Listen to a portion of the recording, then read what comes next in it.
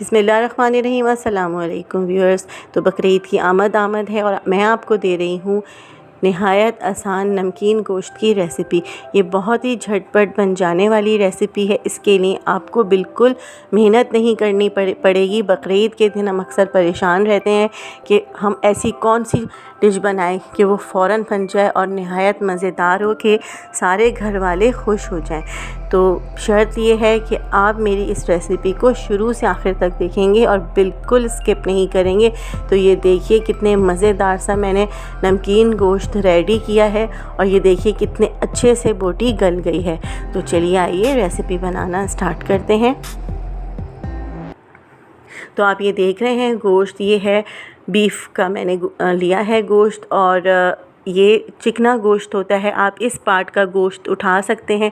अक्सर जब भी बकरीद आती है और गोश्त कट के हमारे पास आता है तो मिला जुला इस तरह का गोश्त होता है जो अक्सर हम फेंक देते हैं। ये देखिए चर्बी वाला मैंने गोश्त लिया है, लेकिन आप जब इस रेसिपी के साथ में गोश्त बनाएंगे तो गोश्त बिल्कुल ज़ाया नहीं जाएगा। ये देखिए मैंने लिया है सीने का गोश्त बीफ का, और ये देखिए इसमें मैंने काफ़ी सारी चर्बी डाली है, क्योंकि नमकीन गोश्त की असल रेसिपी यही है कि ये थोड़े से इसमें आपको फ़ैट्स डालने पड़ते हैं। तो ये देखिए मैंने गोश्त को अच्छी तरह से धोकर पैन के अंदर डाल दिया है और इतना पानी मैंने डाला है कि ये गोश्त अच्छे से गल जाए।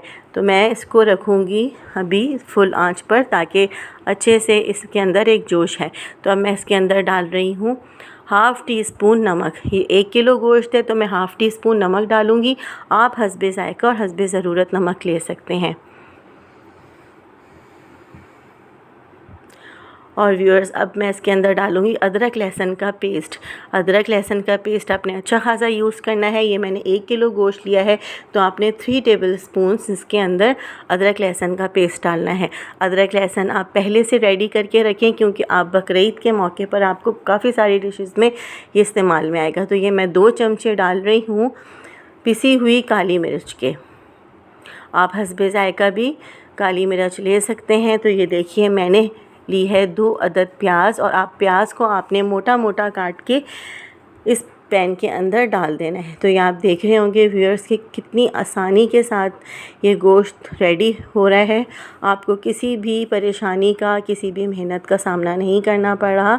आप मेरी इस रेसिपी को पहले दिन ईद के ज़रूर ट्राई करिएगा, तो आप हैरान रह जाएंगे कि इतने मज़ेदार सा गोश्त इतनी जल्दी कैसे रेडी हो गया। क्योंकि गोश्त जो है वो बहुत इम्पोर्टेंस रखता है इस रेसिपी में। आपको फिर से बता दूं कि गोश्त आपको फ़ैट समेत लेना है। तो ये देखिए मैंने तेज़ आंच पर गोश्त को कवर करके ढक्कन के साथ रख दिया है। अब ये देखिए एक जोश आया है। अब मैं कर दूंगी इसकी हल्की आंच। आप चाहें तो आप इसको प्रेशर कुकर में भी पका सकते हैं, लेकिन मैं इसको पैन में हल्की आंच पर गलाऊंगी। तो ये देखिए व्यूअर्स तकरीबन मैंने 2 घंटे रखा है इस गोश्त को हल्की आंच पे, और ये देखिए इसका पानी खुश्क हो गया। मैंने इसमें एक कतरा भी ऑयल का नहीं डाला। सारी चर्बी ने अच्छे से ऑयल छोड़ा है। अब आप इसके अंदर हरा धनिया पुदीना डालें और हरी मिर्चें डालें, और इसको आप अच्छे से चर्बी के ही पानी ऑयल के अंदर अच्छे से आप फ्राई करें यहाँ तक कि ऑयल ऊपर आ जाए। तो ये देखिए व्यूअर्स कितने मज़ेदार झटपट सा नमकीन प्याज का गोश्त रेडी हो चुका है। और आप ये देख लें कि ज़्यादा ना इंग्रेडिएंट्स हैं, ना आपको ज़्यादा मेहनत करनी पड़ी, लेकिन कितने मज़ेदार सा गोश्त रेडी हो गया है। तो मैं उम्मीद करती हूँ आपको मेरी इस रेसिपी को आप ज़रूर ट्राई करेंगे। आपको ये रेसिपी पसंद आए तो आप मुझे कमेंट्स में ज़रूर बताइए। सब्सक्राइब करना बिल्कुल ना भूलिए। मुझे दुआओं में याद रखिएगा। अपना बहुत ख्याल रखिएगा। अल्लाह हाफ़िज़।